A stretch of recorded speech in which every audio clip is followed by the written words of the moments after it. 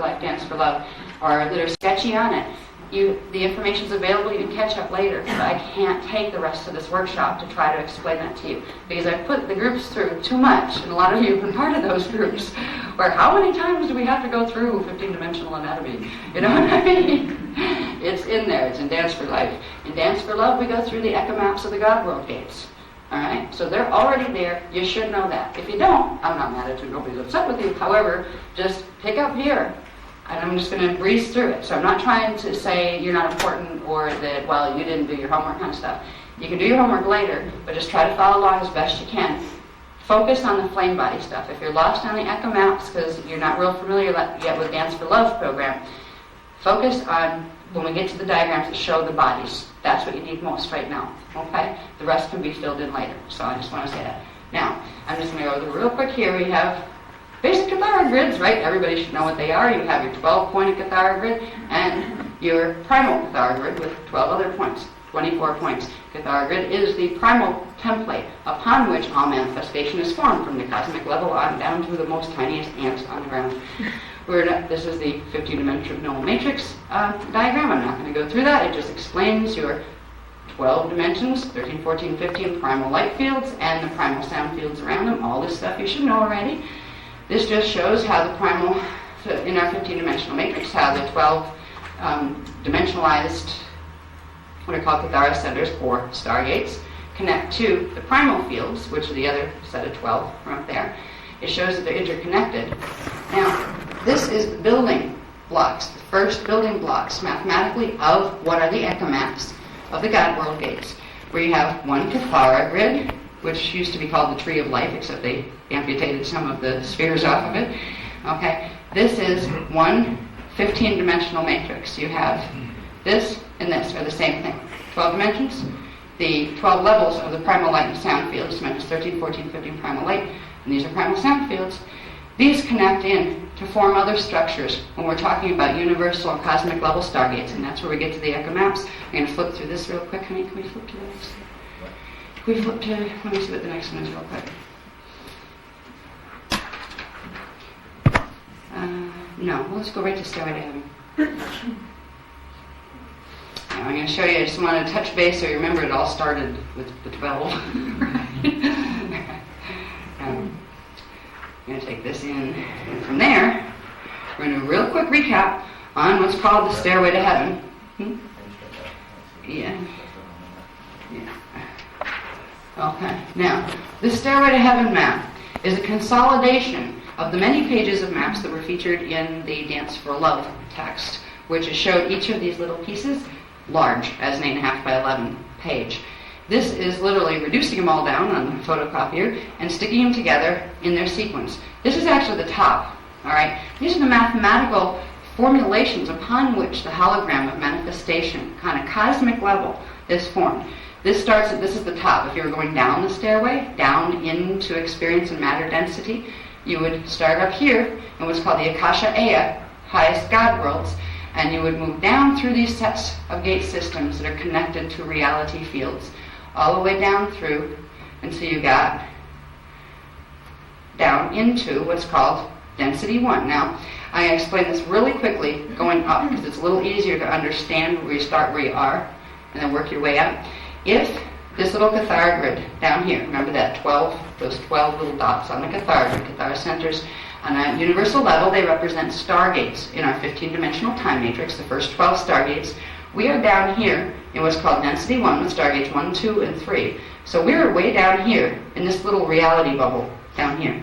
Each set of 3 stargates forms a harmonic universe, which is like a bubble of energy that has a universe, a galaxy, and lots of planets and beings and things manifested within it. So we're in Density 1 in this particular set of 12 stargates. Here's our stargates 13, 14, and 15 out here at a 90-degree angle.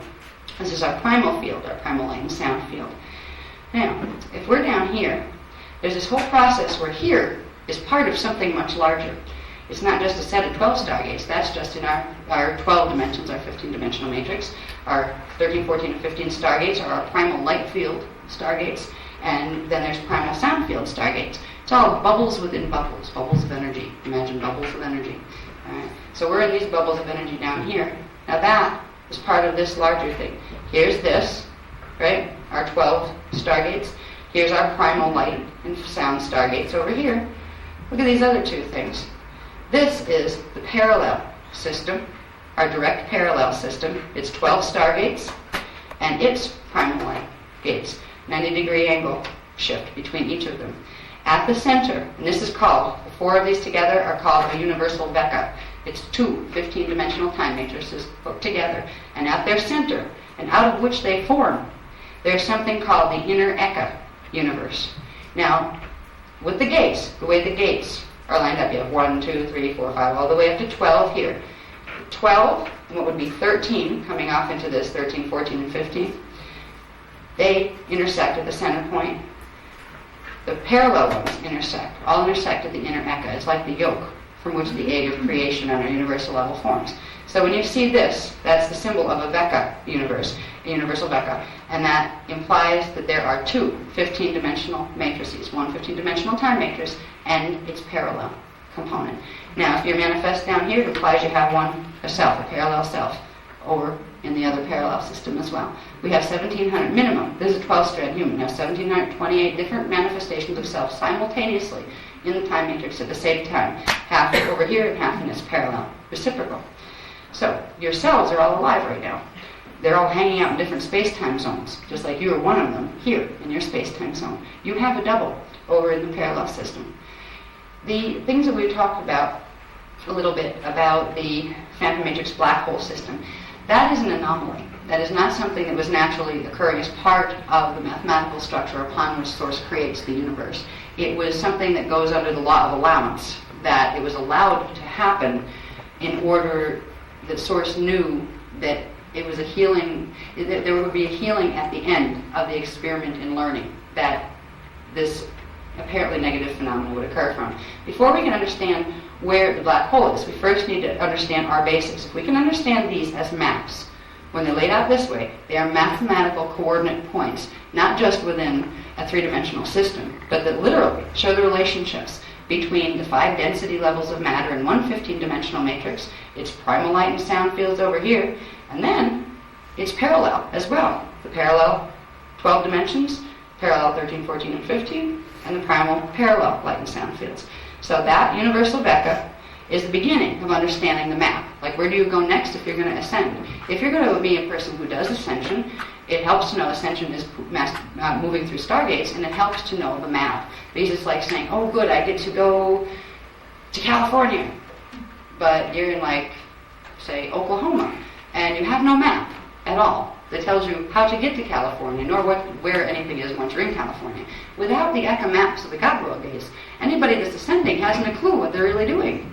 They don't know where they're going, because there are maps to these places, and these are the maps. So that's the universal Vecca. That would give us the ability to move through 5 densities of matter, 15 dimensions, and the primal light and sound fields, but only within our universal Vecca and the parallel system. All right. The next level up would be over here. Okay? Now, here's the cross thing again. But notice there's a whole gate system, a larger one. There's like a crystal that forms outside of this. This is another Cathara grid, right? Another 12-pointed Cathara grid. This universal Vecca system is part, and literally exists within inside, what is called the Akasha, the universal Akasha. It's called the middle God world. All right. Now remember, at the center of this, you have the Eka system, the inner world. That's where you hear inner Earth. Well, inner Earth is Earth's counterpart, not in our densities down here, but in this central inner system. To get from our systems and our Vecca into the next level up, which are considered the middle God worlds, you have to pass through what are called the lower God worlds of the inner Eka. In frequency, if you look at it as a stairway to heaven, in frequency, incrementally stepping up in frequency, higher frequency, higher frequency, higher frequency, and progressively merging of polarity consciousness, less and less polarized consciousness the higher up you go. All right. We have to go through our systems down here. If we're way down here, where stargates 1, 2, and 3 are, we have to be able to pass through our 12-dimensional stargates, right? Integrate, which means pass through, all of our primal light field, and able to go back to the center and pop up in the inner Eka worlds. That would be our first stop. This is where the lowest level of the Iani are able to communicate with us from. This is where they're actually helping to control the Templar in this universe so it doesn't completely fall into the black hole system. This inner part actually goes all the way up, and there's like an inner correspondent to every set of these that you'll see on each level of the stairway. Excuse me. So we have stairway 1, the lowest level, are the Vecca universal systems. Next are the Eka systems at the center. They go up to the Akasha level, which is, here's the center, the Eka's in here, right? Here's our 12 dimensions and our primal light field here and our parallel there. And there's this other set of gates, 12 gates here, and 12 implies there's a primal field that goes with it, right? So you see this crystal here, that's the Akasha level, that's the next step, middle God worlds. These also form that 4 cross thing. This one whole set thing here connects to another set of 4. Alright, so this is called the Akasha Aya, that has an Akasha inside of it. Inside the Akasha you have the universal Vecca, and inside the Vecca you have our 12 dimensions or 12 stargates.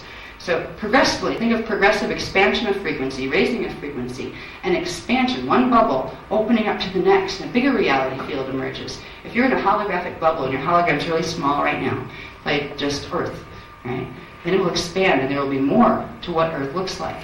And there will be more, and you expand into your universe, and you'll find that there's things out there that they've been there all along. You just didn't hold the frequency through which you could perceive them.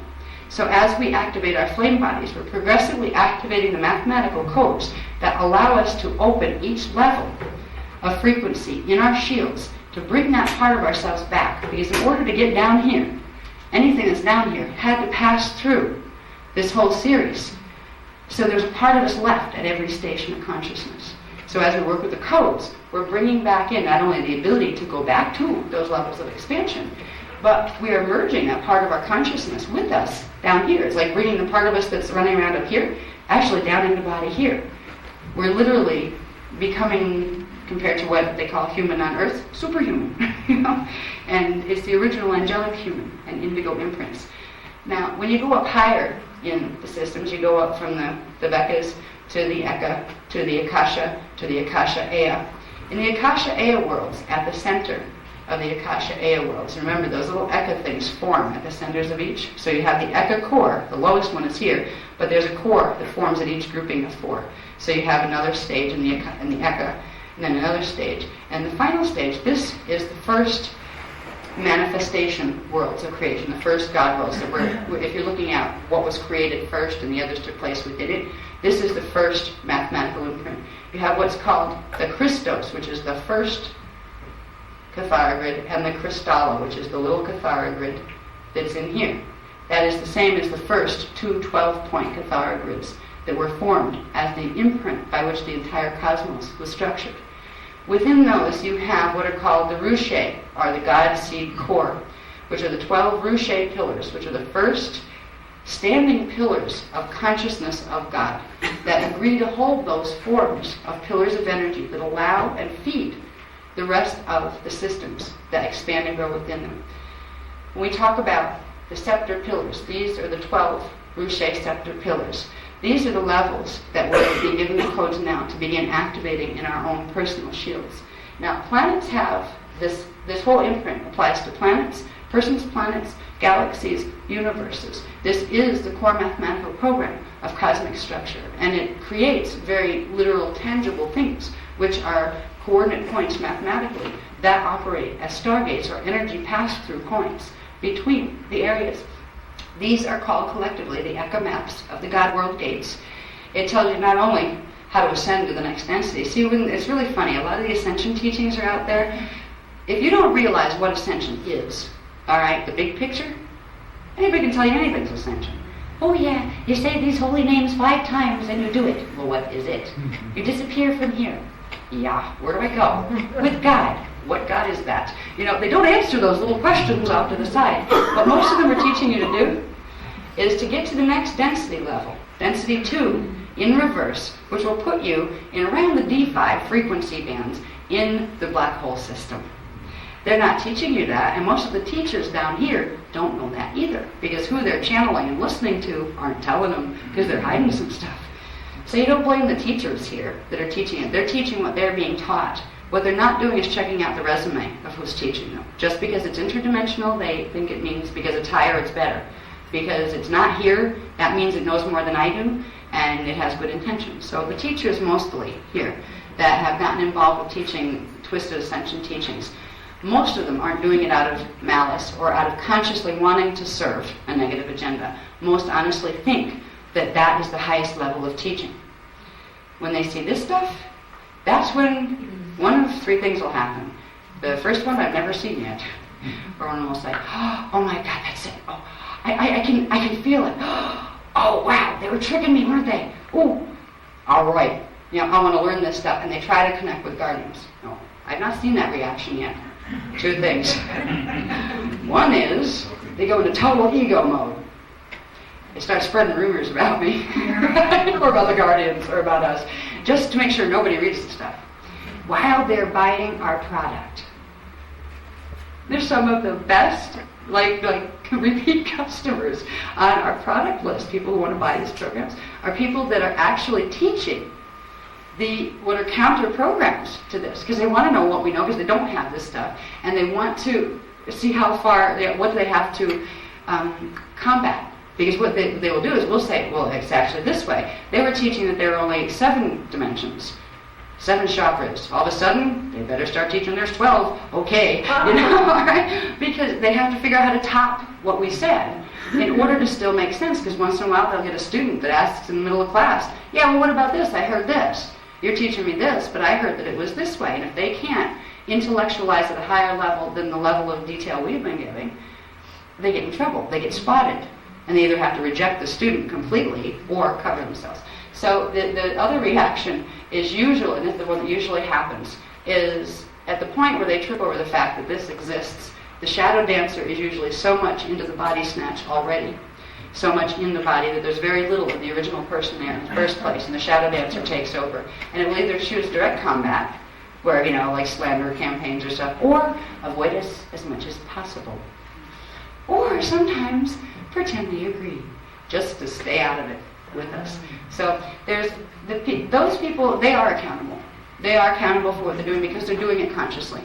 The people who are teaching that are really being run by the shadow dancers, you can see it in the eyes, if you look in the eyes. And if you have the knowledge of shadow dancers, and you look in the eye of someone who you think might have one, and you hold that gaze just with telepathically the thought, of course you have your flame body, heart seal stuff activated, right? So they don't zap you. And you just hold it and know. And just hold the thought, I see you. How does that make you feel? If they can hold it, first they'll hold the gaze and they'll try to overpower you, where you get scared, you drop your eyes, that's what they want. If you just hold it with no judgment, I'm not hating you. I don't say, oh, there's one burned at the stake, not like that, because you're not coming from that place. I send you love, but I recognize who I'm seeing. Most of them will divert the eyes. Most of them will shift away, because being identified is one of the things that terrify them most. Because once they're identified, you know how to do a flame body, they can't harm you, which means they're powerless. They will be angry at you inside because you make them feel powerless. Why? Because they're choosing a path that is rendering them powerless, and they're trying to take their power from outside of themselves, stealing it from other people. So they get mad at the people who won't let their power be stolen. That's their problem. It's not yours. But it's a little trick you can do for identifying. If you can hold the thought, sometimes I'll meet people and I'll say, all right, who's in there? The good or the bad or the ugly. I don't care what you are. I love you anyway. But, how I might interact with you and how much I might trust you to have the same agenda of healing that I do will depend on what I see. If you look at them in the eyes with the love, but the knowing as well, and say, I would like your avatar level to reveal to me. Now, all of them, even if they fell, have originally an avatar that didn't, a part of themselves in the Christos. That is still true. It will do something in frequency to let you see, if you ask telepathically, its level. And if the shadow dancer is in there, that's when you can feel the, but I did this. So it's interesting. It's a little game you can play for recognition purposes. And the idea isn't to go around spotting them. We're not like, plane spotters, butterfly spotters, bird spotters, and, weasel spotters. There's going to be so many after May 27th, it's not going to be worth trying. All right, I forget the numbers, I'll know it by the time we're talking about that subject matter. It's in that file over there.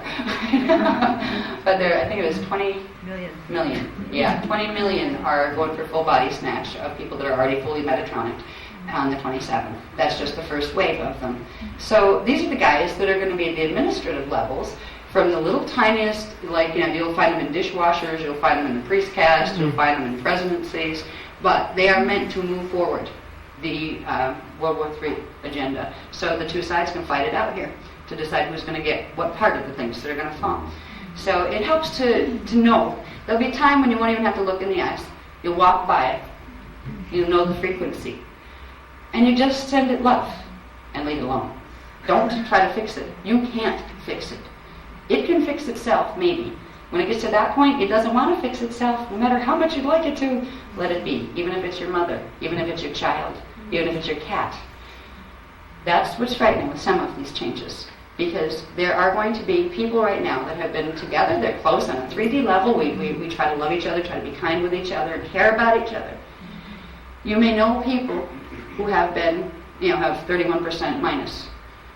That means they will undergo body snatch fully. They're already partially body snatched.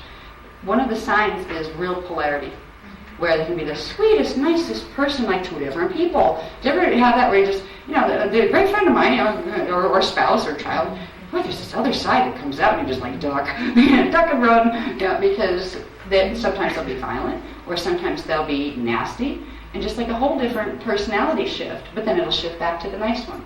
Very often what you're seeing is the shadow dancer and the regular person who's in there. When you have the instance of less than 31% divine blueprint left, after May 27th, 2003, the dancers are going to progressively move in to take the bodies. That's why the part that's still the good part is going to host out. It's as if they are actually dying and going on to their next life, but the body won't die. The other person that was there as a latent comes out sometimes will be more and more there, but it will try to adopt the veneer of the nice one. So it will be very hard at first to tell. And sometimes some of the hardest things to face in these type of transitions on this planet is when somebody you thought you knew was actually two people. And the one that you didn't know well and wouldn't like if you did happens to be the one that got the body. This is where you need freedom from being totally lost in the illusion. Are you in love with the body? Do you love the body, or is it the person you love? Because the person may have left the body and you can now talk with them easier. You may be able to establish communication with them and help them as if they had transitioned. But if you're attached to identifying them as the body, and if you're attached to identifying yourself as the body, you will not be able to do this for other people either. You will cause yourself a lot of pain when you see people's bodies. It's like people are changing clothes right now, and you're hanging on to the clothes and losing track of the person. This is going to be a challenge. I think we'll talk more about it probably in Dance for Joy. But these are some of the things, anyway, this was a tangent, by the way, that have to do with the stairway to heaven. This is our stairway. This is the path of ascension, which gives you mastery, and that means you can come in and out whenever you want to and experience whatever hologram you want to, and eventually the only reason you want to come in is to help other people who got stuck. Because once you know you can create anything or experience anything you want, houses, cars, reality fields, you want to be a planet, you can be one, you want to, make a universe, you can create one. Once you realize that, there's not a lot left you want to do. It's like, well, once you got it all, you find you really don't need hardly anything at all. But service, helping others, they don't know yet. They forgot. They don't realize the joy in creation. Service becomes not something you feel obliged to do. It becomes something that you give to yourself, the job of serving others. And that's really what you get once you move up into these spaces. These are the cognitions we're bringing in. Now, this is the stairway to heaven in very quick form. These were all, each of these are shown in the Dance for Love program in big, 8.5 by 11 format, so you can see them more clearly. The little circles are the gates. These little funny shaped things with funny little numbers in them. These have to do with what are called the locks. All right, the lock systems. The locks that run between the gates, they're actually the points of frequency that separate one density level or one dimensional level from the next. They keep gaits separate, they keep dimensions separate, and harmonics separate. When we're working with Vekas and Ekas and Scepters and Ruche codes, we're not just using gate codes, which are passage codes. We're using lock codes that allows you to go through the barriers in the reality bubbles. If you have your density 1, dimensions 1, 2, and 3 reality bubble here that we're all in, the next level to expand into would be density 2, and then density 3. These lock codes control the ability to expand our fields, our bodies, and our Merkabas into the next density level. So we are working with the codes that open these little things that are either in squares or in diamond shapes. So when you see these grids, it's more complicated than like just this one that shows you just the 1, 2, 3, the gates. These little things are the locks, and that's what the codes that we're using correspond to. They are the lock codes. Okay, next one. Can we do the Phantom thingy, please? We'll get back to that one at some point. It should be before that. It should, yeah. It's one of those little small ones. It has like arms. Alright, I just want you to see this diagram here. Again, this one is a bigger one. All of these are like consolidations of bigger graphs that were in the other programs. This shows you, more practically speaking, how that map, the Eka maps, the God-Will gates, coming right down to our 12 star gates and our primal life fields, how they fit into what we already know is out there, what science tells us is out there, and what we have photographs of from the Hubble and stuff now, where we know this is our solar system, all right? We have our sun and Mercury, Venus, Earth, Mars, all of our solar system. This is our solar system plane, as it would be in density 1. Now, when we get into, it was explained more in the Dance for Love program, it showed how each of these levels, there's what's called a void or a repulsion zone. This is where the locks actually control the voids. They allow you to pass through one void into the next density level up. This thing here, it actually looks like a big three-dimensional teardrop shaped thing, and inside of it you see our they call it our galaxy, we call it our solar system, but it's actually a galaxy because it has its own full Merkaba field, which is this thing here. This set of gates here is that 1 through 12 Cathara grid. It's our 12 universal stargates, and it shows, there's the names of the places, which doesn't matter for what we're going into right now, but it shows the names up in our universe of where they are. You have like gate 12 is in Lyra Aramitana, which is the double-double, all the way down to gate 1, which is in Theta or Trapezium Orion, which is in Orion's sword, and Earth is universal stargate 3. This is why Earth is always a hotbed of activity when it comes to the fallen matrices and stuff. This is how these gates intersect with our system, how they come down. You have gate 1 and 2. Gate 1 is in Orion's belt, actually. Gate 2 is in Epsilon, Eridanus. But when we come into our system, gate 3 is Earth, and gate 4 is the Sun. Now, there are actually 2 suns that are back-to-back. One is we are actually a binary system. This sun that we call our sun out there is called Sol, and its counterpart, which is right through the density barrier, right through the void in density 2, is called Rabizad, and it's called Terra's sun. The planet Terra is Earth's counterpart in density 2. The planet Terra is the planet that we see when we look up in the stars in the Palladian system called Alcyon. Alright, so these gates have a direct correlation to what we see out there in outer space. These little gates that come off here would be like another Cathara grid coming off 3 and 4 that form what's called the galactic gate system, another set of 12 gates that run through. All right, so this is how those gate maps plug in to the physicality of what we know is out there in physical terms. There's a lot more that can be explained, but there's a really good coverage of this stuff, I believe, in the Phoenix workshop. I think we cover this pretty well in the Phoenix workshop. So the Phoenix workshop, and as a supplement, the Allentown, Pennsylvania workshop, the last 2 that were given, as far as Dance for Life and Dance for Love, with the supplement of some of the shadow body stuff, they're the best coverage on any of the Dance for stuff that you can get to date.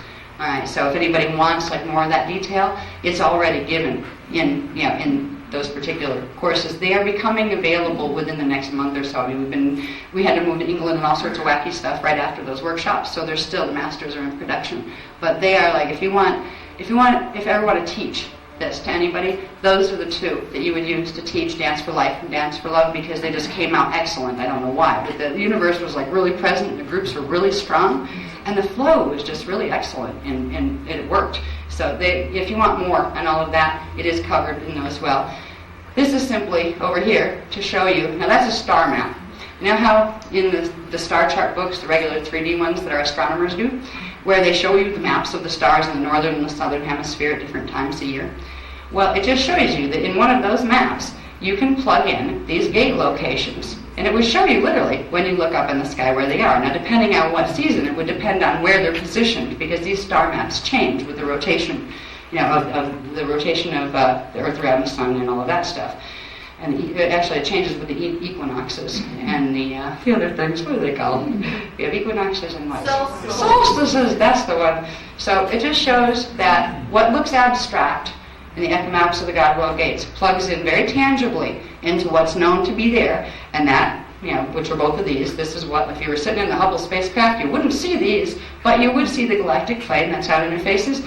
You would see these looking from Earth at different times of the year. The star map things, you can plug those right into there. And these would be the locations of where the corresponding planetary stargates plug in on Earth.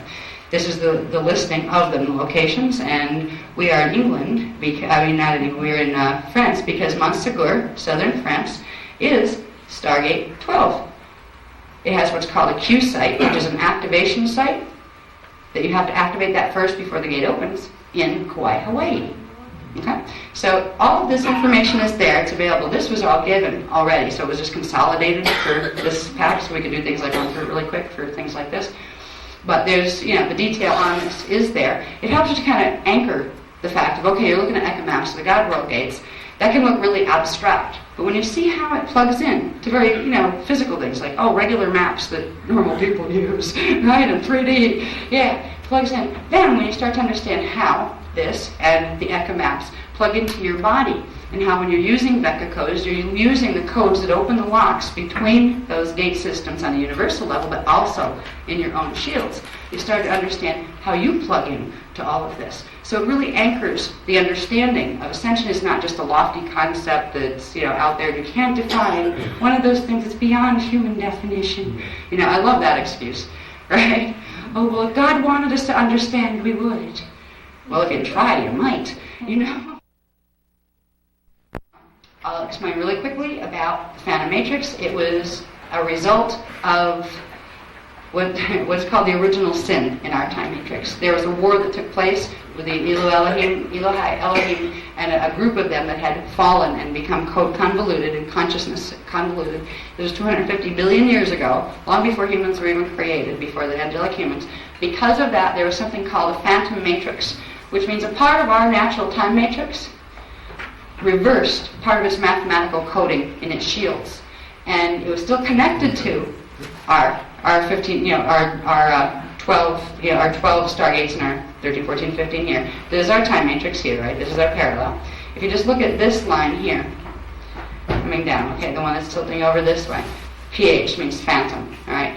250 billion years ago, the Phantom Matrix was formed. The Phantom Matrix was a result of decisions that were made by certain groups of the Elohai Elohim that had fallen. They became called the Anu Elohim. They tried to play Masters of the Universe and take over, and they blew up our Stargate 12, which means our connection to the Eka and all of that. They tried to literally take control of the universe here. There were various healing experiments that were tried that failed. But what had happened was this created, it took part of our axis, this is our natural axis for our Cathara grid of stargates, and it shifted it into an unnatural association, but it was still connected to our matrix. It shifted it into this axis. Now, if we were going to draw this would be another whole Cathara grid here, okay, this interfacing at this level, but it would have been too convoluted to see it. Ours is the one where the gates are numbered, and that's our central axis. Over here would be the phantom axis, and that would imply that's its center axis, so you'd have two other pillars on that one too. Now, the Phantom Matrix had beings that were part of our soul groups here, part of our avatar collectives here, that had fallen, that needed healing. They still had the capacity for healing. They had to have their coding brought back out of reversal and back into its natural mathematical sequences, because you need to go out, back up the stairway to heaven on the same mathematical program you came in, or you get stuck in space-time. So, the Phantom Matrix formed a localized black hole in our 15-dimensional universe. And the same thing was occurring also in the parallel. So phantom expanded between parallel and here. And it had this particular axis affiliation, this one. So this was the parallel one here, and this was the phantom here. Now, there were several healing experiments made, and I believe it was 150 billion years ago. Is it 150 billion? Yeah. I see this is part of the other part of the stuff I'm going to teach when I teach the beast stuff. But anyway, the Wiesedeck black hole matrix resulted from a group in a whole different set of galactic coordinates. They weren't part of our Vecca system. They weren't even part of our Eka or Akasha system. They were from another set of coordinates.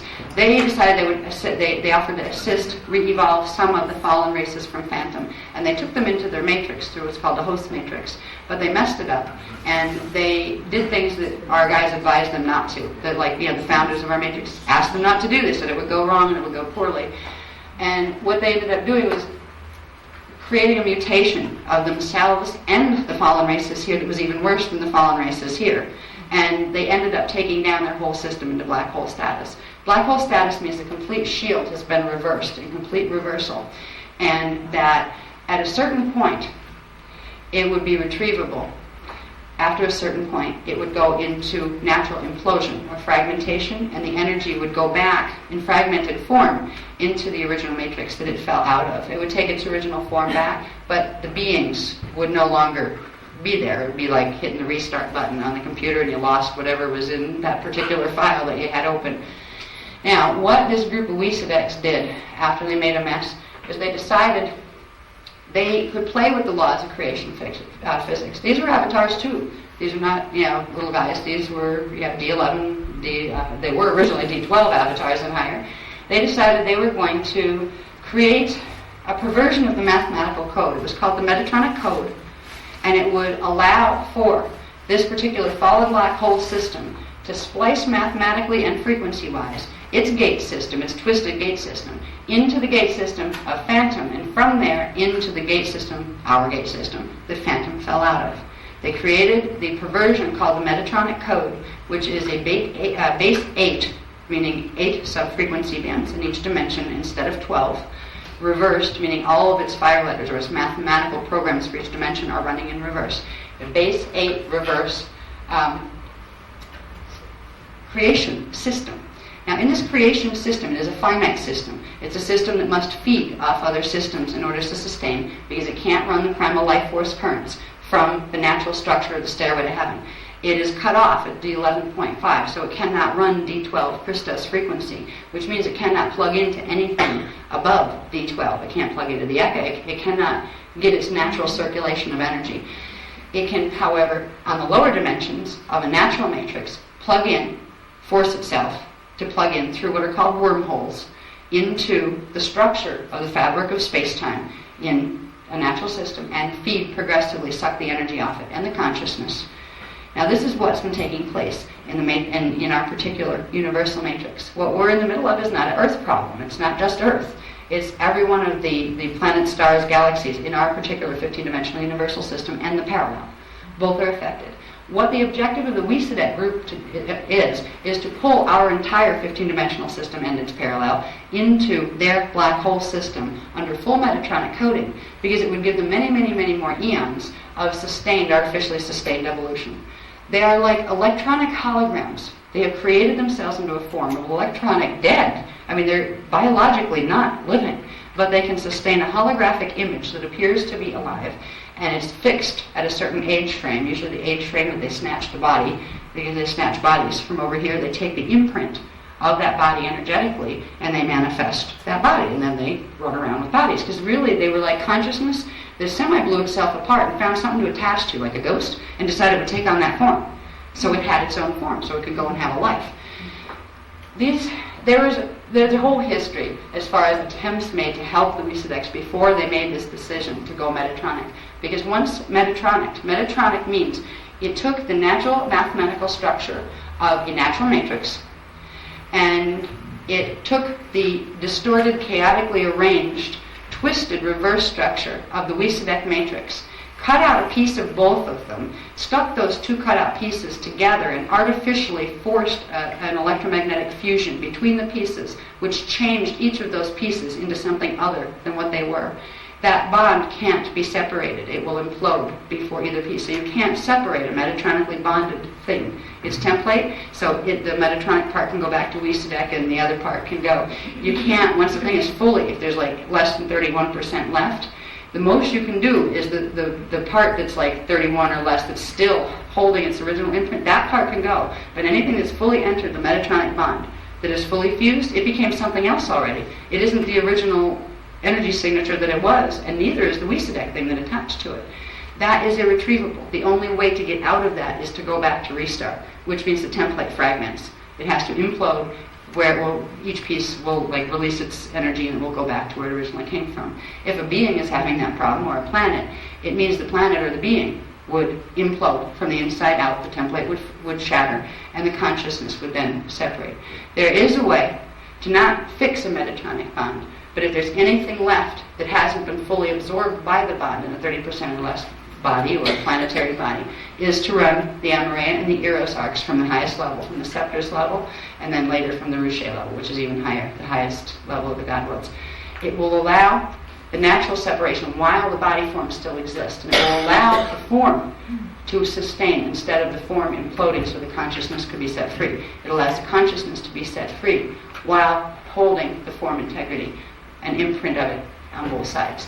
That's what we're in the middle of. We're in the middle of this amazing feat of physics on a massive cosmic interdimensional level, whereby this separation, not of a metatronic bond, but of portions of things that are almost integrated into metatronic bond, but not fully, can be set free, and that which is already metatronic can be set free from the other, because while they're stuck together, if the D12 frequencies and higher of the healing, the Amareya arcs and things that are coming through into this planet, hit a pattern that's locked into that, the part's good, but it's not good enough to go higher, and the other part's twisted, but it's going to be held up by the part that's not good enough to go higher, not high enough frequency to go higher.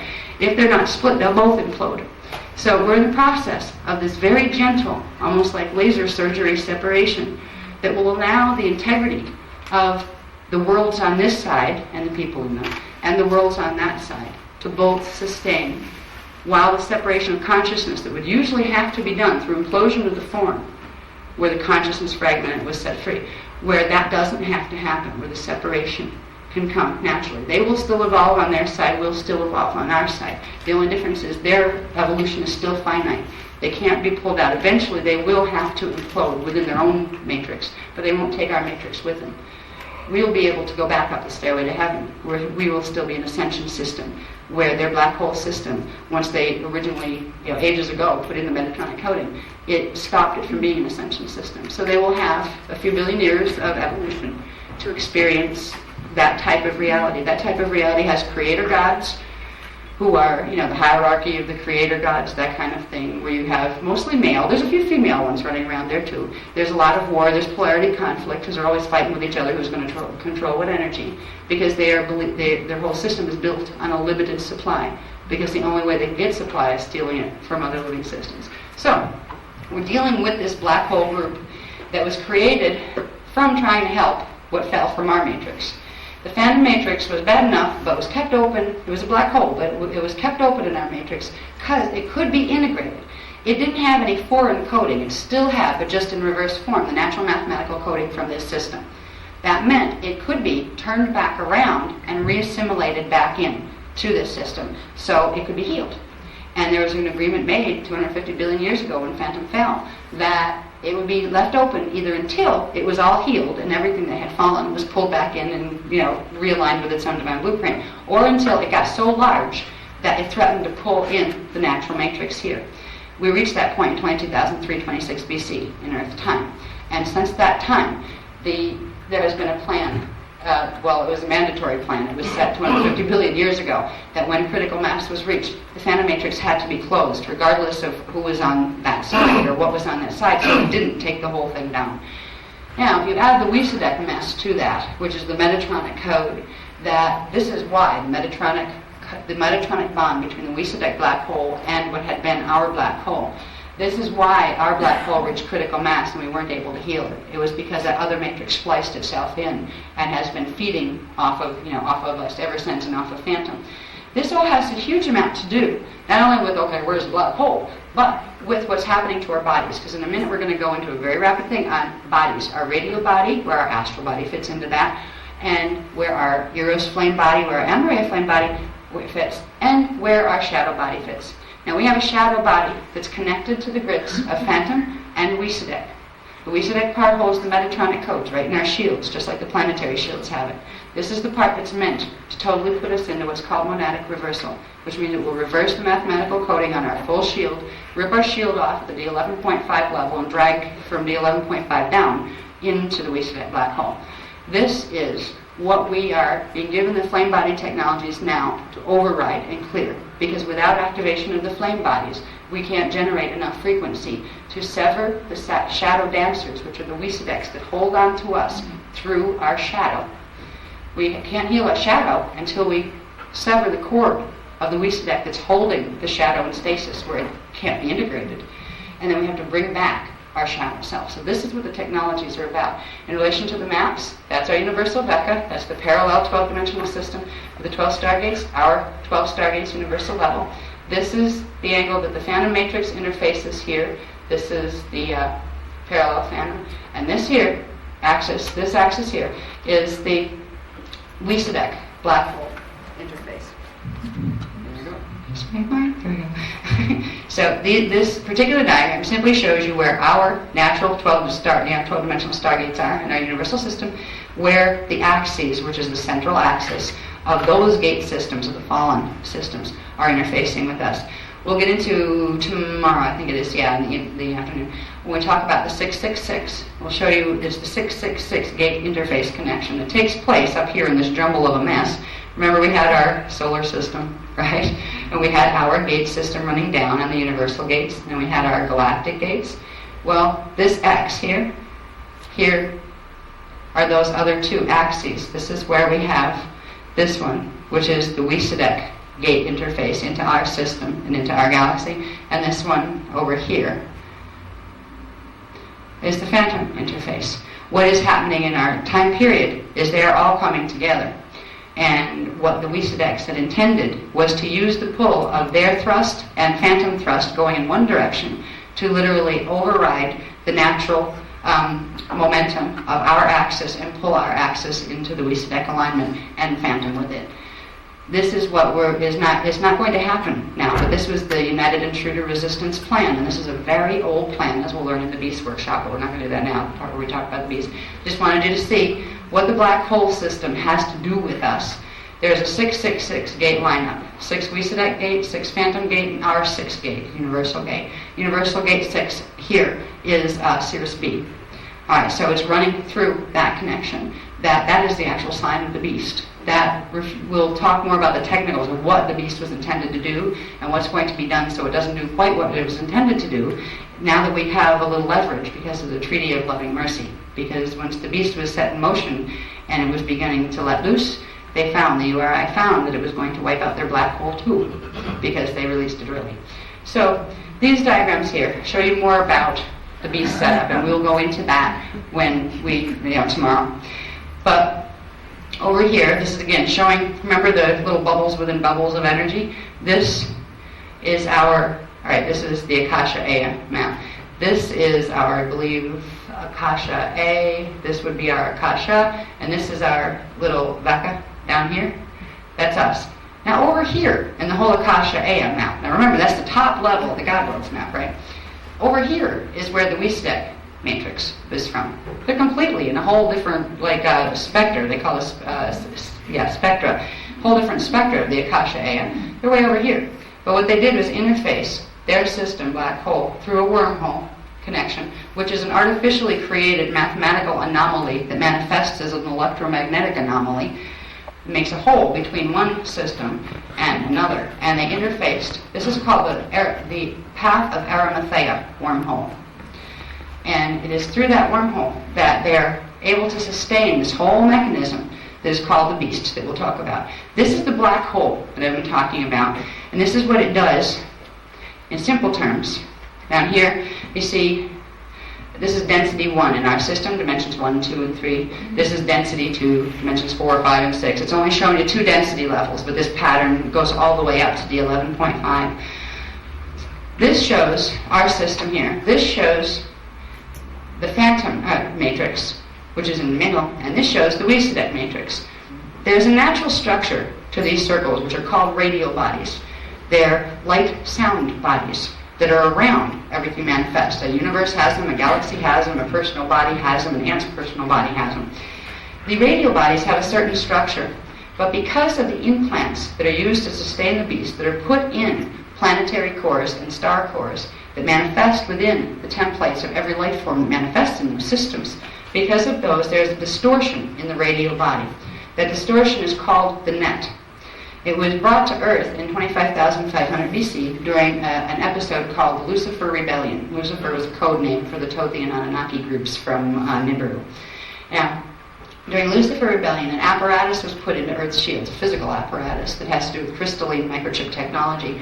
It was called the Nibiruan Dyadic Crystal Grid. And what this particular crystalline grid, or a set of crystals that were coded to run frequencies from the black hole system, what it did was create the net, which is the Nibiruan electrostatic transduction field, which is literally like an interface jamming frequency that blocks the natural flow of interdimensional currents into the planetary shields on this planet. It has put us in quarantine on this planet, where you can't receive information from anything up high, because it blocked it out, plugged it into the broadcasting station, or frequency broadcasting station, of the black hole systems. This is why for the past 25,000 years, you don't hear hardly any guardian voices speaking.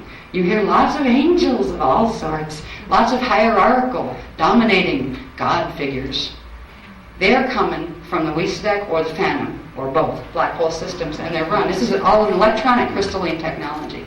And like even now, our scientists are aware that there's a very strong connection between crystals and crystalline matter forms, and how they can be used to run and direct and move physical energy, electrical energy, electromagnetic force. So this net is something that manifests not only on the planet. This net is actually around each density level in the radial bodies of each density level of our 15-dimensional time matrix. There are 5 density levels here. It's around 4 of them, 4 of the 5. It goes up to D11.5, which is density 4, dimension 10, 11, and 12. It stops at 11.5, dimension 11.5, which is halfway into D12. Right? So this is a big problem. This is a universal problem here, not just a little one. And what it does is manifest directly in us as well. We have something called a radio body. Now we have an auric field that we've talked about before in Cathara anatomy and all that stuff. We have our auric field levels. 3 levels of the auric field form what's called a Huva body, a light sound body. That is our light and sound body structure, or our crystal body structure. Surrounding that there is a skin of energy that has 3 levels to it. That skin is called the radio body. Now, if you think of your layers of the aura, you have your first 3 layers, your density 1 levels of self. It's called your alpha Huva body. Now that has a level of skin around it. That level of skin is called your density 1 radial body. Each density level, 3-dimensional level, has a radial body skin, and then a Huva body, light sound body, energy field around it, emanating from and through the physical form. It's actually what holds the physical form together. Those radial body structures and the forms within them, the circular forms of energy within them, they're kind of like egg-shaped, are formed by the spin of the Merkaba fields that we've talked about in Dance for Life and Dance for Love. So when it comes down to the net, we have a radial body distortion happening. Literally the skin, which is the programming aspect for all of the bodies within it, has been twisted and plugged in to the black hole system. And we've been progressively, our races and every life form on this planet has literally been having this distortion, and the distortion has built and grown stronger through the Metatronic implants since 25,500 BC.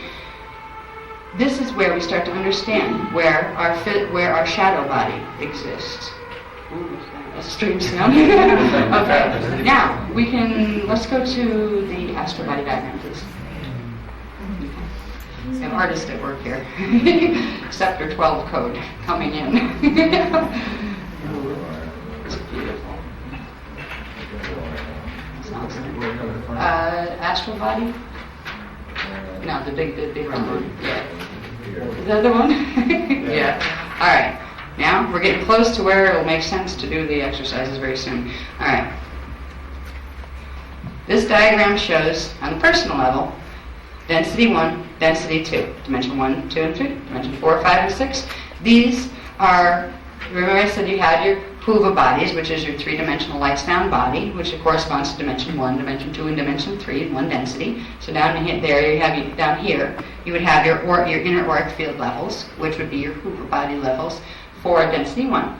Then around those three, you would have the radial body. The radial body is naturally supposed to have a very specific structure. It's called the trion miage field.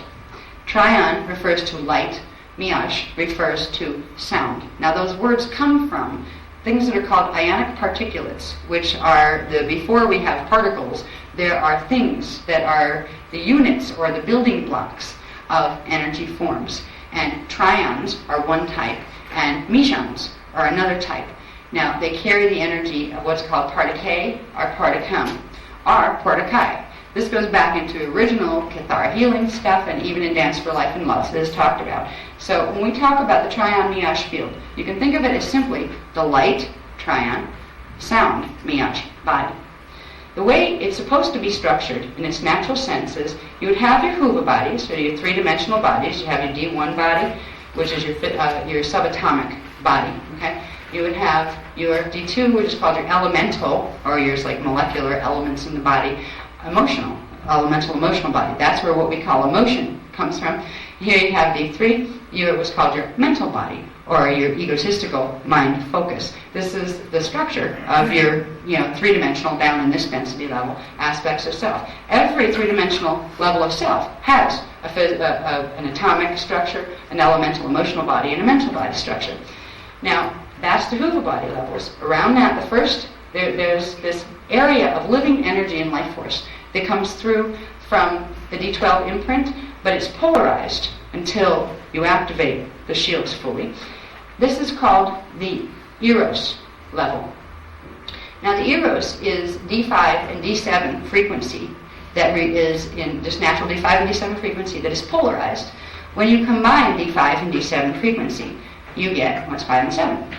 Wow. Right. So if you depolarize this field, it literally turns into your Christos field of liquid light. And it's meant to do that in stages, where if your body would grow up normally, by about age 44, you would have your full Eros level activated here, and what that would create is the first level of the flame body, called the Eros flame. All right? But for now, it stays polarized until the body grows to that level. Outside of that, you would have the miage field, which is the sound field. Then outside, the next level out, you have the trion field, the light field. And outside that, you have something called the rayon field. The rayon field is the void field. It's a type of particles, or particulates. Each one of those, trions, miage, and rayons, they're carriers of what are called the God Force energies, the Manu, the Mane, and the Ire. The sound fields carry the Ire. So the miage field is the carrier of the Ire. The trion field is the carrier of the Mane, divine masculine and feminine, and divine unity point, or the divine spirit, is the Manu. And that is the combination of those two. Rayons carry that, so the outer level of the field, the void field, carries that. So when we're talking about the void codes, or the lock codes that control the opening and closing of the void, we're talking about this outer field of being able to open and close the energy between this set of radial body levels and the next set and the next set. Building the flame body has to do with opening these to these, and then opening these to the next level up, and progressively opening and expanding. And as you do that, your density 1 body, dimension 1, 2, and 3 body, merges with your density 2 body, and you're able to pass through density 1, 2 stargates. You progressively do that as you expand, and you get mastery over all levels of consciousness. You're able to get them into body, and you're able to take your body through the gate systems progressively. So it's an expansion back into your original flame body form. So flame body is the next level out after you deal with radial body. When you deal with what they usually call light body, the light body teachings, when they're done by themselves, are usually Metatronic teachings, even if they don't use that word in them. They teach a 4-body system primarily, sometimes a 7-body system.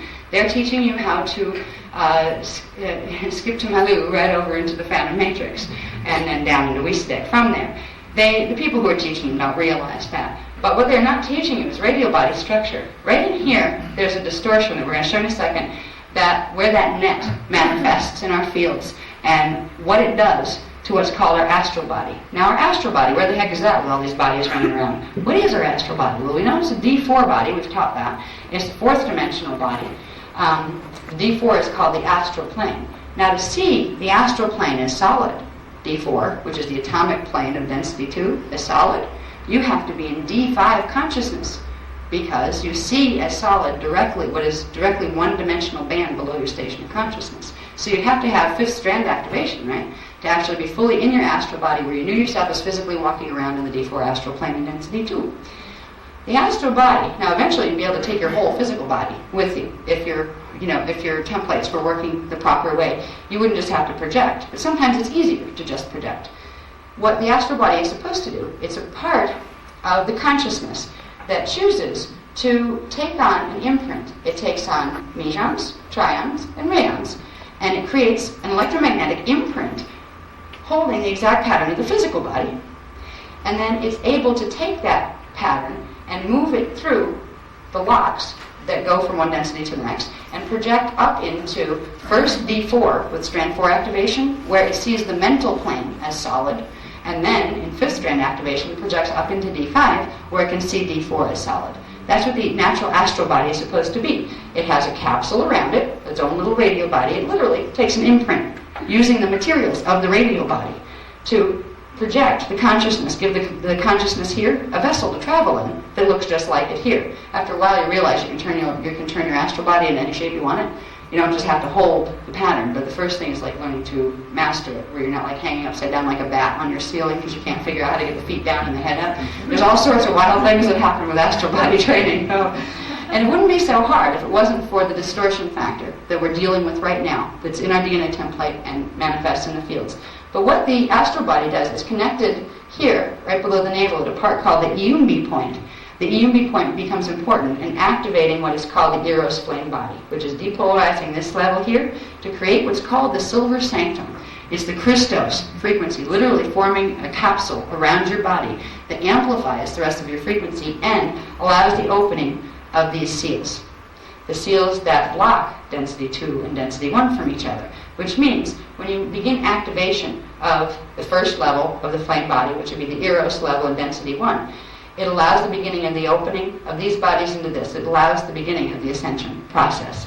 There's another level called the Amareya flame body that we'll show you in a minute. I just want you to understand that these circles are your radial bodies, your density 1 radial body, density 2, you have a density 3-1, a density 4-1, a density 5-1, and that's just in our 15-dimensional universe. Then you have ones in the Echo worlds, and then in the Akasha worlds, and the Akasha Aya worlds, and the Akasha A worlds, and Akasha Aya worlds.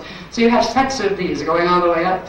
Let's worry about these first. Deal with these first. Once you master those, we'll go on to the next level. This is what the technologies we're using right now are doing. All right, the flame activations are beginning the process of creating first the Eros flame body, and then there's the larger flame body that brings these two, the first two density levels together. That's the Amareya flame body. There's an expansion of the Amareya flame body that takes the next density in and expands to that, and then the next one in, which means that would be a full avatar body in this particular matrix. So you'd have 12 dimensions of consciousness online in the shields and in the body. That's the first stage in activating the eternal flame body. Okay, let's go. And once this book is done, it'll be interesting. Because like I said, the reason we didn't give this to you is there's too much reformatting that needs to be done anyway. And we would have told you, like, they throw it out because what you're supposed to be seeing is now available. Yeah. So it wasn't worth it for either side. Can we do the next one left, please? So real quickly, the Eros flame and the Amareya flame, and then the problem we're fixing in our bodies. All right, this one is the flame of Eros. Now, the flame of Eros, remember we had the circles like this down here in density 1? Well, when the flame of Eros activates through activating a point right here that connects to this particular shield, I won't even go into the shields, that was part of Dance for Life, and you should know what shields are. But there's a little point that activates a little flame in there, a little frequency receiver, and that's the Iumbi point. Once the Iumbi flame activates, it opens up this tunnel. This tunnel of frequency was originally what the consciousness used to get itself into fetal integration, into the physical body form, when you were born into a physical body form, but not at birth. It usually happens a little bit before birth, but not at conception. So what you're learning to do is reopen this so you can begin to become astral, functional, and able, because it reopens this. After you come in to fetal integration, when you're integrating into a baby body in your mother's stomach, this opens temporarily, allows you to anchor at that point by coming through the crown chakra and anchoring in that point, and then this closes, a seal closes down here, which literally seals your three-dimensional levels of consciousness off here, and your soul body is up here, and then your oversoul body up on the other level. When you begin activating the flames, you're opening these seals, opening those tunnels. There's also the tunnel you see in the near-death experience. When you're going through the dark tunnel, it looks like you're going through the dark tunnel. When you pass through the Rayon field void, that's what the dark tunnel is. And the light at the end of the tunnel is when you come out to the other side, which is when you start to see D4 and D5 frequency, the light fields that are coming in as you're moving through the Trion field of the density 2 radial body. So we're opening this cord and that area that was polarized, D5 and D7 frequency down here, the Eros field, we're expanding it to become the Christos field, or the Eros flame, turning it back into D12 pre-matter liquid light, pale silver liquid light. And it creates a flame-shaped thing on the body. Now, before that, you have egg-shaped hula bodies, right? They're egg-shaped, but they don't have that little dip on top, as if somebody's pulling the top of the egg up. That comes from the opening of that seal, where now you're online with the next level up. So that little opening, the top of the akasha, the God seed, is what allows frequency to flow from the highest levels on down to the lowest, from one density level to another. The light bodies, the artificially created light bodies that the Phantom and Wisdek races use, are usually round because of the distortions in their mathematics and the fact that they don't have that type of opening. They cannot receive the primal life force currents in the natural structure. So they will usually use a round, completely round light body form all the way up. Like flame bodies, they don't do flame bodies in that sense. Because the flame body is the akasha body, that akasha shape, that's a teardrop shape, that implies the opening of the seals here that allows for passage of consciousness and merging of consciousness between the levels of the dimensionalized levels of creation of, within the self or a planet or a galaxy. So the first level of activation will do this, activating the Eros flame. It will be in the process of depolarizing the polarized level of frequency of the Eros, that is the inside level of the skin of your radial body, which is the thing that surrounds your mental body. Consider a skin around your mental body. That's the next level. And that's the first level of moving into your radial body, which is the bigger, like the full skin that's around your density 1 body. It also gives you huge protection from whatever frequencies it will transmute. It's giving you a buffer, a D12 frequency hanging out all around your field and running, through your field. And it will begin the permanent sustaining of the Maharic seal. Now, once you activate the next level, which is called the Amareya flame around the body, then it will sustain the Maharic seal completely. This is the beginning of self-sustaining Maharic seal, where it's internally directed. You don't have to keep setting it over and over and over to keep it active. The next level of activation, the Amareya flame activations, and there's like a series of, I think, 3 for this one and 4 for the other, like the exercises that we do, they each represent a level of activating first the Eros flame and then the Amareya flame in the body. These are only the beginnings of flame body activation, by the way, eternal flame body, but when we get through up to technique 8 and then like 13 and 14 tomorrow, that is enough to get you through this lifetime well. If you want to go further with that, we'll give you the understanding of what further would mean. But I think the Guardian races would be very thrilled if even 2,000 people could actually get to the point where they activated even the full flame, the full Eros flame, the full Eros and Amareya flame. Because even though that's just in our 15-dimensional system, it's not going into the God worlds yet, it would be enough to begin triggering at least the Eros flame activation in everybody on the planet. Yeah, that just fell out of my head, thank you. So 2,000, okay, somebody make note of that, because I'll forget that. When they come through spontaneous like that, it's like, they go right out. You get it, and then I forget it. Okay, about 2,000, it would take about 2,000 people to activate just to the level of, to technique 14, let's say, to create at least this level of the Eros flame protection field for everything on the planet. All right. And Maya says that's not likely, so to get that many to do, to activate that level. That's why they're giving us an even higher level, because it will take fewer. to do a similar thing. Yeah, so all right, so yeah, all right. So part of what we're teaching is that we're going to, and the Guardians are going to help. We're going to help the Guardians activate at a minimum the Eros flame around the planetary body itself to help it sustain through the changes that it's going through. Okay, thank you for that input. All right, now I'll show you the next level. The next level I'm talking about is the activation of the Amareya flame. The Amareya flame, when it appears, is depolarization of the next levels. Notice that the round radio bodies on density 2, remember they disappeared and transmuted to become the Eros flame on density 1 with the first Eros activations. With these, the density 2 Eros also activates, blends with the density 1 Eros to form a huge 2-density level Eros flame. And around that forms the Amareya flame in density 1. The Amareya flame is the combining of the Trion and Miage field of the light and sound body and turning it back into what's called the crystal body field or the Rayon field. All right, so it transmutes, and what it looks like when you combine the Trion-Miage field of one density level of the radio body, it looks like an emerald blue-green color. It's the emerald flame. They call it the emerald flame. That's where we get emerald order and all that kind of stuff. It has to do with the emerald flame. Now, there's a whole bunch of technicals we could read to you, but we don't really need to at this point. It will be in the final text of this, and it might even be posted at this point. I think that might have got posted with some of it, that explains in technical terms, the Eros activation does this, and it moves this here, and it does this here, and this, one of those, that I could take another hour for each level of activation to explain. Basically, what this one will do is it opens 2 chords. There's a point here that's in the, what's that? Thymus. I always have my thyroid and my thymus twisted. The thymus gland. That's called the Azure point. It's a similar structure of frequency, a crystalline frequency, just like the Yumi point is, but it's at the next level up. It's also known as the throne of power. And the embodied Cathara grid, right, the Cathara grid in the body, the Azure point is the central point of the entire Cathara, which would be the lock that exists between Cathara Center 6, or Stargate 6, and Cathara Center 7. So it's right here, and you have Cathara Center 6 over in this shoulder, Cathara Center 7 over in this one. So it's right in here. And it is the central point. It is an extremely important point because it is the point where the Amareya flame from the inner Eka universes can come down through our universal Stargate and galactic Stargate system into our planetary Stargate system and into our personal embodied Stargate system, which is the embodied Cathara grid.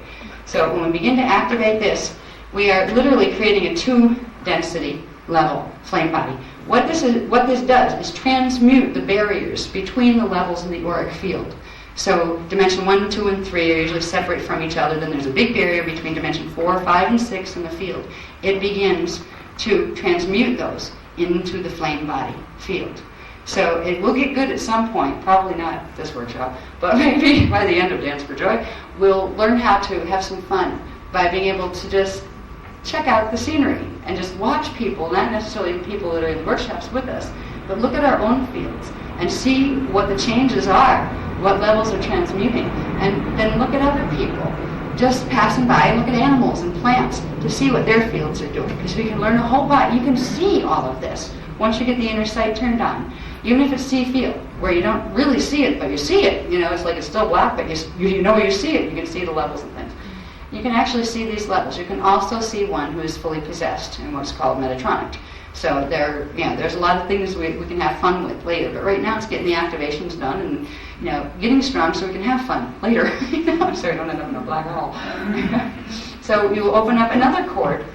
This is technically the chord that was used to get you into your density 2 body, and then you downstep that into density 1. So you're opening density 1 and density 2 into each other. By the time, this is just showing you 2 density levels of it. By the time we get through with all of the techniques, it will take us up to a 4 density level Amareya flame, which means you not only have these barriers opened and merged with each other and the flame around here, you'd have the flame going up density 3 and density 4, which activates other centers. Another one in the pineal, and I think, where's the other one?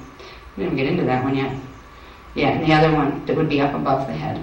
So there are other flames that, the higher, the more expansion you get dimensionally in the Amareya flame, the more seals are releasing between dimensions and densities, and the more frequency of your avatar consciousness you're bringing in. All of this corresponds to more of your shields activating, more of your Maharic shield, more of your DNA.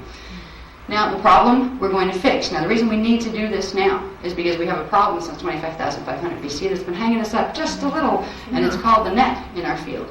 In order to override the power of the frequency in the net, we need to activate at least to density 4 Amaray flame. That's how strong these Metatronic implants are.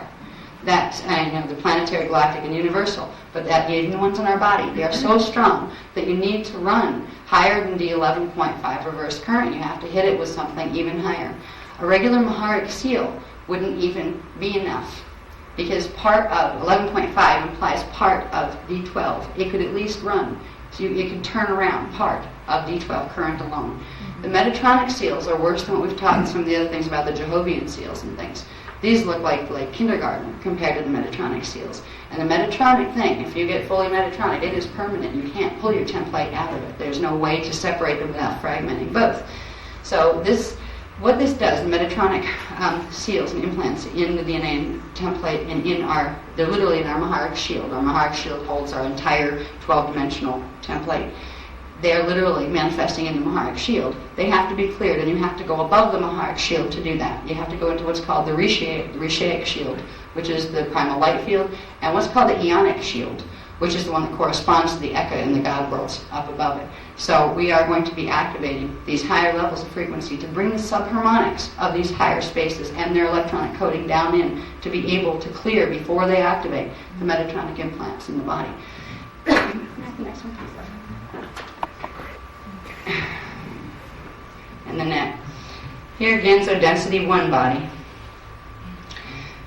We're supposed to have the natural structure of the Eros field, the Miage field, the Trion field, and the Rayon field. That was a natural radio body structure. What these implants do, and they've been partially activated progressively since 25,500 BC. Partially. They haven't been fully activated. That's what they're trying to do right now. The final going in for the kill on a planetary level. All right. What they do is they create an electrostatic field that's unnatural between the Eros and the rest of the radio body. Whoa. Rest of the radio body. And they reverse part of the radio body structure, where it's supposed to be the sound field on the inside, the light field on the outside, and the rayon field outside of that. They reverse it, where you end up with with the Miage field, the energy sucking or contracting field on the outside, the light field on the inside. This allows them to use the field to actually suck energy from the system around it, where it's supposed to transmit energy through. It actually sucks energy from it. Now, they've got it where planets do this, galaxies do this, universes over here do this. This is a big beast. This Metatronic implant system, known as the Beast, is a big issue here. It's been going on for, long before humans were created. This mess was started. So what it does to us personally is it creates that same net, Nibiruan electrostatic transduction field, which is an electrostatic field, a stasis field, that stops the energy flow, the natural energy flow that would occur between the density levels. You get a partial energy flow, 1/3 energy flow natural, 2/3 reversed. It means 2/3 of our Merkabas are reversed, 2/3 of our DNA template coding is reversed, which means the chemicals realign with each other in reverse to create other chemicals that were never meant to be there in the first place. This is where our bodies die. They weren't meant to. We were supposed to be in eternal life type form. What it also does is it creates what's called a shadow body. It's the portion of your shields that holds the imprint of your body, but has 2/3 of your energy running in reverse. This is where we get the duality of consciousness all the time. I'm going to go here. No, you're going to go there. No, I'm going to go here, but this is good for me. No, that's good for you. Where you're constantly like, what do I do? The angel and the devil on the shoulder concept. The shadow body is the template that what's called the shadow dancer, which is the Wisdek, that was never part of your body in the first place, never part of your soul root, never part of your incarnation, was even part of your matrix, your universal matrix. They are from a whole other system. They have latched on to the beings in this system, and because human beings and indigos were created as the guardians of this system, they have the highest codes here. So they latch onto the beings that have the highest codes that they can get their hands on, because it gives them access to the most of the things in this universe. So we have a big problem. It's called the shadow dancer problem. I'll show you what shadow dancers are in a second. First, we need to understand we have this net static field that has been blocking our higher consciousness out, literally biochemically. It's in the field, and it's literally between our what should be our Eros field and the next level out of the radial body. And what it creates is chemical distortion in the DNA, where the DNA isn't programming right. It isn't manifesting correctly. That chemically blocks our ability to have the rest of our consciousness naturally flowing here. So what we're doing as we heal this is restoring ourselves biochemically as well as restoring ourselves bioenergetically. Now, it means we need to heal this part of ourselves. This is our little self here that we know in density 1. Right? This is our shadow in density 1. That has 2/3 of our energy, and right now we're running on 1/3. Well, we can't just cut it off and throw it away because we're throwing away 2/3 of our energy, and that means we're not going to have enough thrust to move out of density 1 and integrate density 2, which means we'll be stuck in density 1 incarnational cycles, which is not a pleasant thing to be under conditions like we're under right now. So the shadow needs to be healed.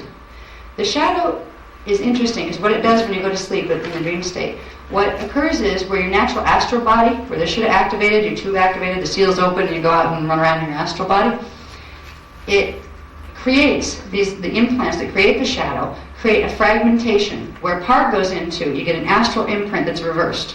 So it's like an astral shadow. And then you get a part stuck in the D3 mental body framework. This is where you get those fragmented dreams from.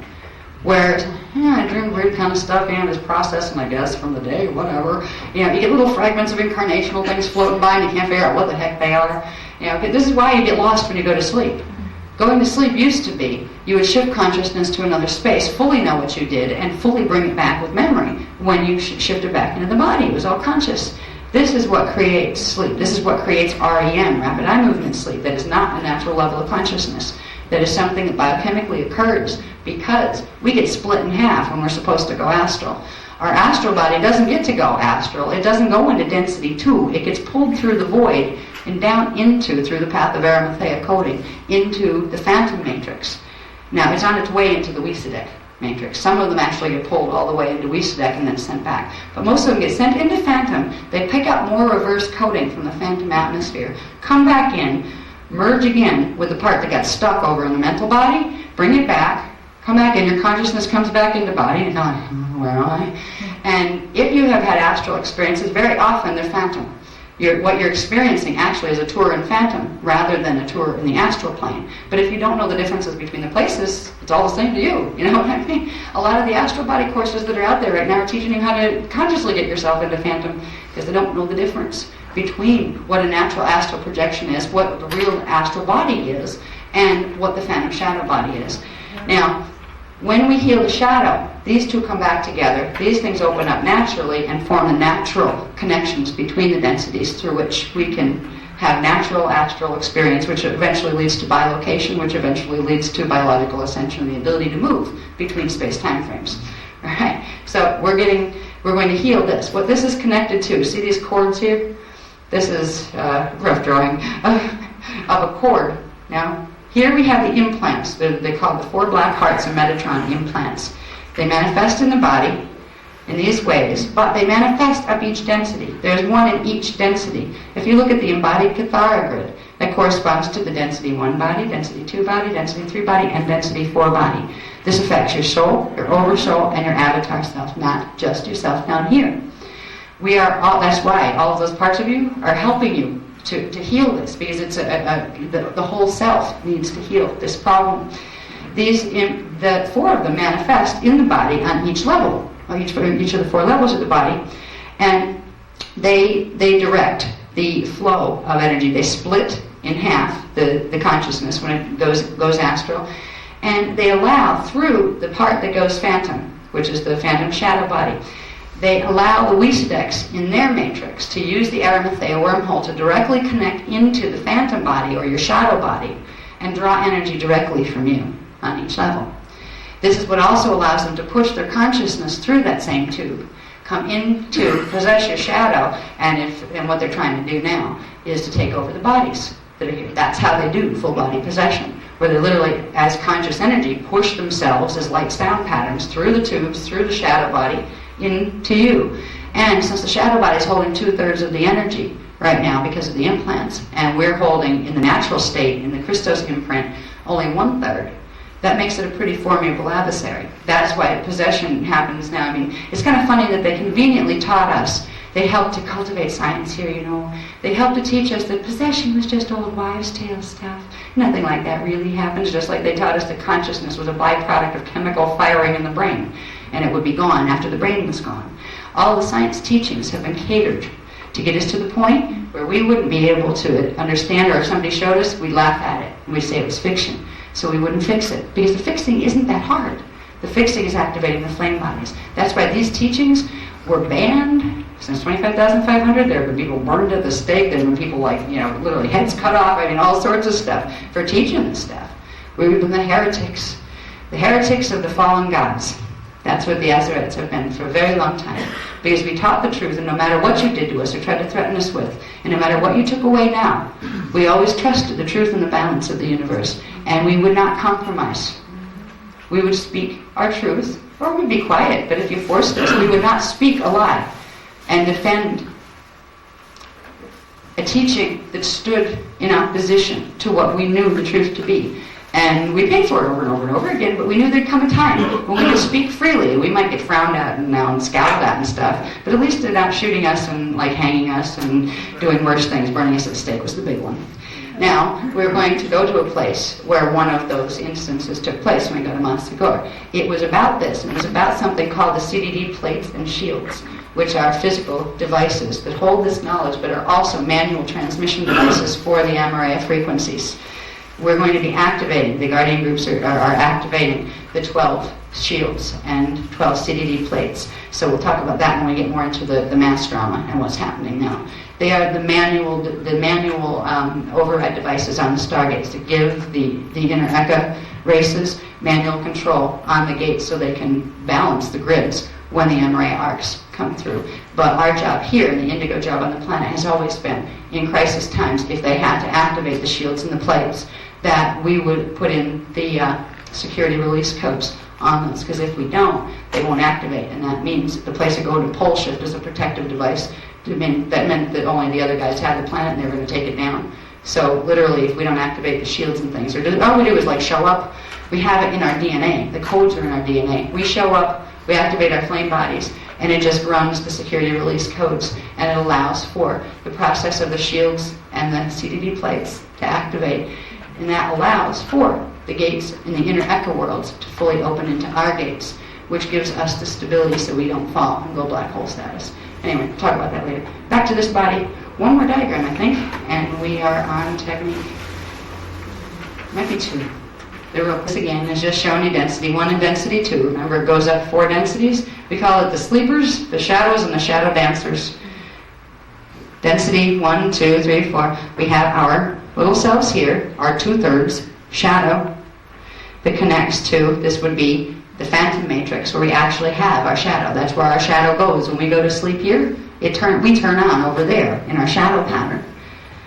And then over here, you have the dancers. Now there's a reason why they're upside down. It has to do with the Cathara grids and the numbering on them, where ours starts 1, 2, 3, 4, and we have 1 at the bottom and 12 at the top. When you go into phantom, our left and right columns are reversed. But when you go all the way over to Wisadek, they're not only left and right reversed on the Cathara grid, but the whole thing is run in reverse, and it's like offset a little bit dimensionally. So they would have the upside down. Their 1 would be on top on the Cathara grid. So that's just kind of illustrating that concept. Now, there's something called the power of the Metatronic monster. It has to do with something called, well, I like to call it the flaming blue sword from hell. All right? The blue sword current is a frequency, an artificially generated frequency that the implants, the Metatronic implanted code, the Metatronic code allowed for the creation of. It took D6 frequency, I think. Yeah, D6 frequency from phantom and D7 frequency from the Wisadek black hole and forced them together to form an artificial D13 base 8 reverse current, which now D12 in a natural structure is the Christos current. They formed an anti-Christos current. They call it their D13 current, but it really isn't. It's not even as powerful as our D12, but it gives our D12 a run for its money. It's about a D11.5 strength, but it's a base 8 instead of a base 12, which means it has less thrust per dimensional band. This current is called the blue sword current because it has to do with the structure in the beast that will manifest as what appears to be a flaming blue sword that runs down our 12-dimensional stargates this way, and a little horizontal crossbar. It's also known as the flaming blue sword of Archangel Michael. So there are people that are working with this that have no idea that they're running Metatronics, and what they're doing is progressively handing their bodies over on a platter to the shadow dancers, which are the parts that were of the Wesadet groups that had nothing to do with 99% of the people in this matrix in the first place. They're not your soul family. They're not your avatar family. They're from a different family. Now they're part of the family of God, yes. Everything in creation is all family in those terms. They like to exploit that principle heavily. Since it's family, I can eat it. Right? Because that's what they're doing. They're using these energy feeding tubes through the shadow body and the Metatronic implants to literally suck the energy off of our fields, to suck our consciousness into theirs. What happens when you get fully Metatronic is who you were to begin with gets assimilated. Kind of like they had a group called the Borg in one of the Star Trek movies, I think, or the series. And it's like being assimilated, where you become one of the hive mind. And the hive mind is one of them. They take your energy, they rip your template apart, they use your raw energy units and reassemble it into their consciousness collective. So you aren't quite the you used to be before you got Metatronic. Now, the flame bodies are what it takes to progressively sever these cords. That's what we're doing, is we're severing the dancer cords. So it means these guys can't keep pulling energy from us, and they can't keep pushing into us, because if they want to, they can push energy just like they can pull it. They can ride that D13 reverse current into the body and take over and look out our eyes and make us do things. There are a bunch of people that do wacky stuff, and there have been for thousands of years, that won't even remember they did it. Now, psychology likes to try to put big long names on those things and fantasize about what chemical imbalances might have caused that one. What they don't look for is what shadow dancer might have come in, took temporary possession of the body, used it for its own devices, got rid of what was actually an adversary that you didn't even see that drama on this level, and then pulled back again. And the person who actually the body belonged to had no memory of the fact that it was done. Talk about being violated. Excuse me, Whack, I'm going to borrow your body for a minute, and I'm going to get you in trouble, then you're going to have to deal with it when you get back. This is what they've been doing to people for ages. I mean, you can see it sometimes in yourself, sometimes in your children, sometimes in your parents. Now, the degree to which you succumb depends on how much the Metatronic code is activated in your body. Everybody's got it at this point. But we can neutralize it with the flame body activations, and that's why we're doing them.